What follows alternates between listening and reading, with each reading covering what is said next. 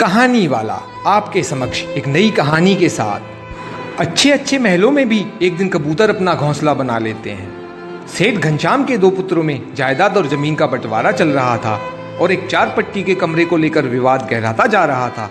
एक दिन दोनों भाई मरने मारने पर उतारू हो चले तो पिताजी बहुत जोर से हंसे। पिताजी को हंसता देखकर दोनों भाई लड़ाई को भूल गए और पिताजी से हंसी का कारण पूछा तो पिताजी ने कहा, इस छोटे से जमीन के टुकड़े के लिए इतना लड़ रहे हो? छोड़ो इसे, आओ मेरे साथ, एक अनमोल खजाना बताता हूं मैं तुम्हें। पिता घनश्याम जी और दोनों पुत्र पवन और मदन उनके साथ रवाना हुए। पिताजी ने कहा, देखो यदि तुम आपस में लड़े तो फिर मैं तुम्हें उस खजाने तक नहीं लेकर जाऊंगा और बीच में रास्ते से ही लौटकर आ जाऊंगा। अब दोनों पुत्रों ने खजाने के चक्कर में एक दूसरे से समझौता किया कि चाहे कुछ भी हो जाए पर हम लड़ेंगे नहीं, प्रेम से यात्रा पे चलेंगे। गांव जाने के लिए एक बस मिली पर सीट 2 की ही मिली और वो 3 थे। अब पिताजी के साथ थोड़ी देर पवन बैठे तो थोड़ी देर मदन। ऐसे चलते चलते लगभग 10 घंटे का सफर तय किया, फिर गांव पहुंचे। घनश्याम दोनों पुत्रों को लेकर एक बहुत बड़ी हवेली पर गए। हवेली चारों तरफ से सुनसान थी।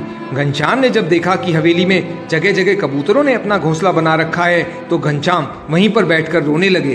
दोनों पुत्रों ने पूछा, क्या हुआ पिताजी, आप रो क्यों रहे हैं? तो रोते हुए उस वृद्ध पिता ने कहा, जरा ध्यान से देखो इस घर को, जरा याद करो वो बचपन जो तुमने यहाँ बिताया था।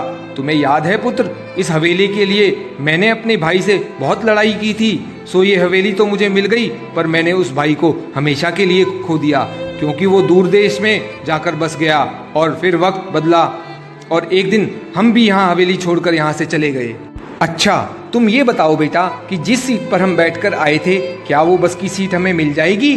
और यदि मिल भी जाए तो क्या वो सीट हमेशा हमेशा के लिए हमारी हो सकती है? मतलब कि उस सीट पर हमारे सिवा कोई ना बैठे? तो दोनों पुत्रों ने एक साथ कहा कि ऐसा कैसे हो सकता है पिताजी, बस की यात्रा तो चलती रहती है और उस सीट पर सवारियां बदलती रहती हैं। पहले कोई और बैठा था, आज कोई और बैठा होगा और पता नहीं कल कोई और बैठेगा। और वैसे भी उस सीट से क्या धरा है जो थोड़ी सी देर के लिए हमारी है।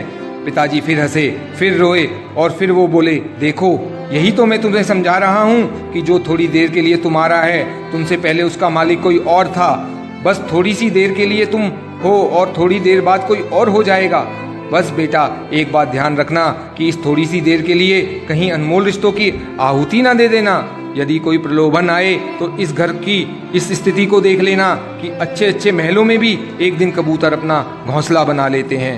बस बेटा मुझे यही कहना था कि बस की उस सीट को याद कर लेना जिसकी रोज उसकी सवारियां बदलती रहती हैं। उस सीट के खातिर अनमोल रिश्तों की आहुति ना देना। जिस तरह से बस की यात्रा में तालमेल बिठाया था वैसे ही जीवन की यात्रा में भी तालमेल बिठा लेना। दोनों पुत्र पिताजी का अभिप्राय समझ गए और पिता के चरणों में सिर रखकर रोने लगे। इस कहानी से शिक्षा मिलती है, जो कुछ भी ऐश्वर्य संपदा हमारे पास है वो सब कुछ बस थोड़ी देर के लिए ही है। थोड़ी देर में यात्री भी बदल जाते हैं और मालिक भी। रिश्ते बड़े अनमोल होते हैं, छोटे से ऐश्वर्य या संपदा के चक्कर में कहीं किसी अनमोल रिश्तों को ना खो देना। जय जय श्री राधे। फिर मिलेंगे एक नई कहानी के साथ।